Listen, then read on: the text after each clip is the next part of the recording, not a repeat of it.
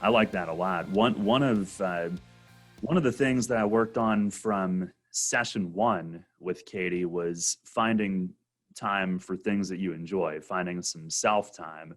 And that's really important nowadays as well. I mean, you can get buried in, I remember when I first started with her, I just felt trapped by everything, just buried by everything. We talked about, you know, going out and exercising outside, whether it's earbuds in or quiet, but just finding some freedom, maybe taking my work for a day to, Starbucks or something like that, just to get into a different environment that I enjoy. But I also remember one, and I wish I could remember the guy's name. One of the best articles I've ever read about like an athlete dealing with anxiety. Yes. It was a minor league pitcher in the Red Sox system. I'm not sure if he ever made it to the major leagues or not, but he was a prospect, and anxiety got the better of him. I think if I remember right, he didn't know what it was at first, but obviously the team doctors, I guess, got involved, and his prescription for a month was to totally step away from baseball, which if I remember right, I'll have to try to Google it and find Yeah. it Yeah. again. But I assume, if I remember correctly, the weight of performance probably had something to do with it. So I believe his prescription was literally like, for a month, he wasn't going to play. They shut him down. And for a month, he was just supposed to do the things he enjoyed, whether it was like playing video games or watching movies, I think were the two things that he chose. So now that's an extreme case. A lot of us can't just shut down what our responsibilities are on a daily basis, but it really is important to find balance. Even if it's just sitting on the couch watching TV, you're not lazy. That's time, that's self-time, and we all need that. We all need that balance. And when you get out of balance and the seesaw tilts, too far in one direction, that's when all of that anxiety can, pour down on you, and before you know it, you're drowning in it and you've got a problem. Yeah. I I think that's a great way to kind of take the conversation and sharing those examples, because you're highlighting. Remember earlier I had mentioned something. Sometimes we just want to create some space. We just need some space. So what do we do with that space? And you were just highlighting that, some of the work that you were doing early on about find something that recharges you, that gives you some joy, some meaning, or some space to breathe. Press pause, because this world sometimes that we live in and find ourselves in gets very active and can be very hectic, that whirlwind that we find ourselves in sometimes.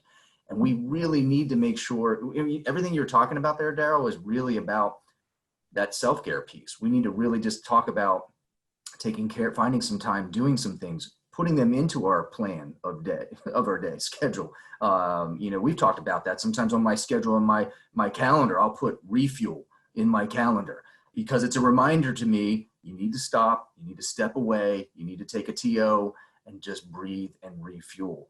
And sometimes that's just going to get a drink of water, that's standing up and stretching, that may be just going outside and staring at the clouds for a little bit, just so I can just have some time. But we're really talking about self-care and recharge. You mentioned this minor league pitcher. There was someone else that I had worked with in the past.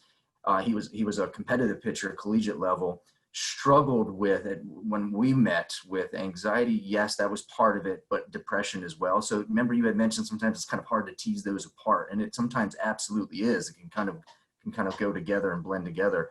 But I'll never forget when he came to see me.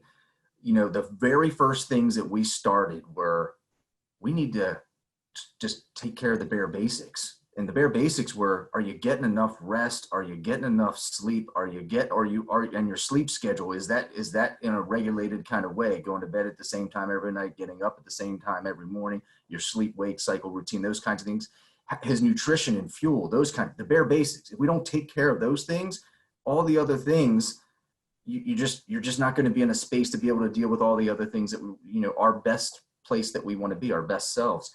And that's where he started. He started working on his kind of sleep, his fuel, his kind of nutrition, what he was doing, because he hadn't done that. It was all over the map. And he started to feel better within the first few weeks. That allowed him then to be able to kind of move on to other things, to tackle some of the anxiety and some of the other stressors in his life. He went on to, think about just kind of this mantra about control what I can control what I can control. So that was his kind of mantra. And I love that. He shared that with me, that's what he would use, even sometimes when he was on the mound, when he was in a situation or a tight situation where he was kind of stressing because it was not a good situation for him and maybe in the moment, that he would just take a step off the mound and be able to just reflect on control what I have control over. And so I share that with you because you mentioned that about the minor league pitcher there. All of us can get into those types of situations, but that whole self-care piece is going to be huge. Yeah, absolutely. I think, exercise for me, I can definitely feel it raise the mood. When you're in it or once you complete it, for me, that's part of it. Yep. But yeah, no, that's, one other, we have maybe 5 minutes Yep. left today, and then we'll continue this conversation next time. But one other thought that I had, Mike, is, a lot of times when somebody's in the perils of anxiety, they are so overwhelmed that, socially they might kind of pull away a little bit just because they're so exhausted. There's so much going on in their head. And I guess where I'm going with that is like, when you're in that situation, you're not the best version of yourself.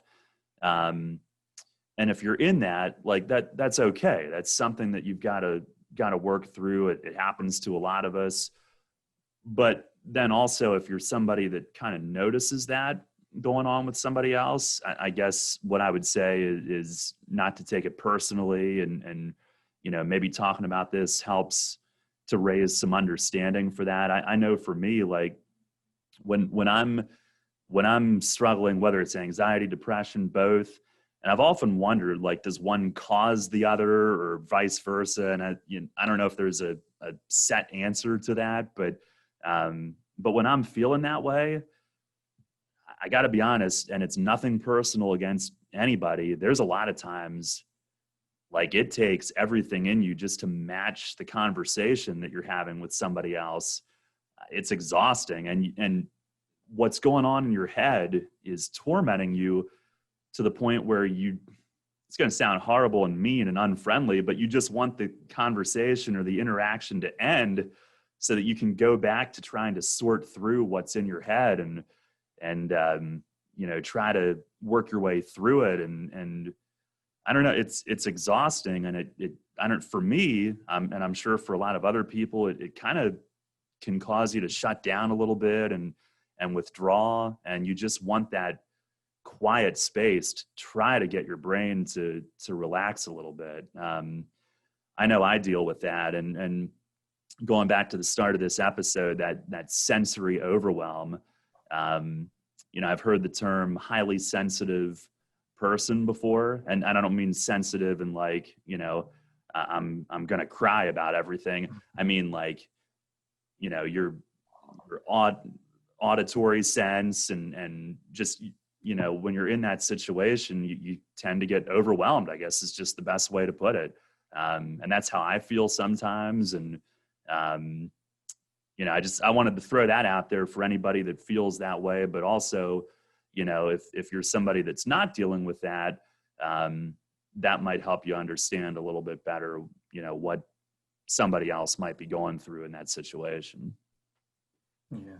Daryl, I think it's important because it gives people some insight as to what someone might be struggling with. Remember, we had talked before about just kind of, we all live our own stories. Each one of us, it's unique to ourselves. And sometimes people have no idea what's going on within that story. And you just shared an example there. You may be having a conversation with someone may not even totally at all be aware of what's happening there.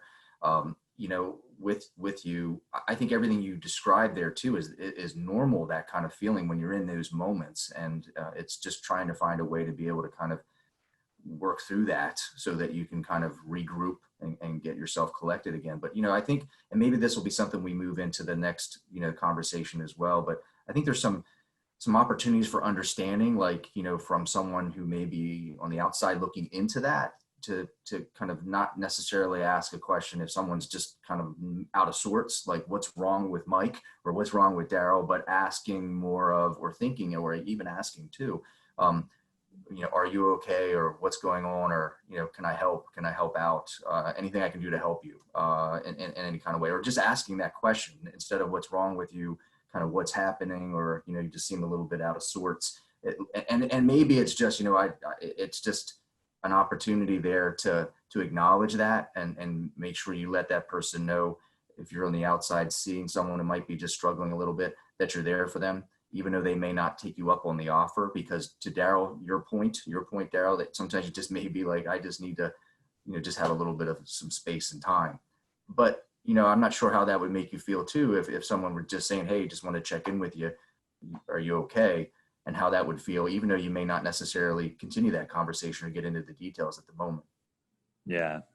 Well, and that's why we're having these conversations on this show, is to raise awareness for what others might be going through, and to let those going through it, that you're not alone. It's a significant ailment that in most cases can't be seen. So it tends to get swept under the rug, and then it gets worse when it gets bottled up. And that's what we don't want to have happen. And that's why we're doing this. So yeah, Mike, we can pick it up there next time, and continue to chip away at this stigma one inning at a time, huh?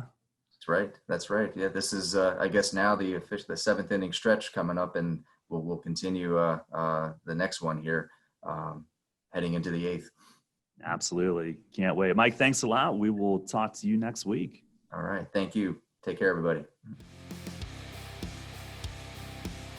For more information on WellSpan Philhaven's tips for good mental health, featuring amazing online tools and apps, as well as tips on staying calm during the pandemic, and videos sharing proven tips on self-care and supporting others during the ongoing pandemic, visit wellspanphilhaven.org.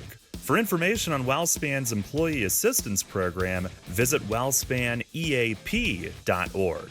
If this is an emergency or you are considering harming yourself, please contact Crisis Intervention at 1-800-673-2496.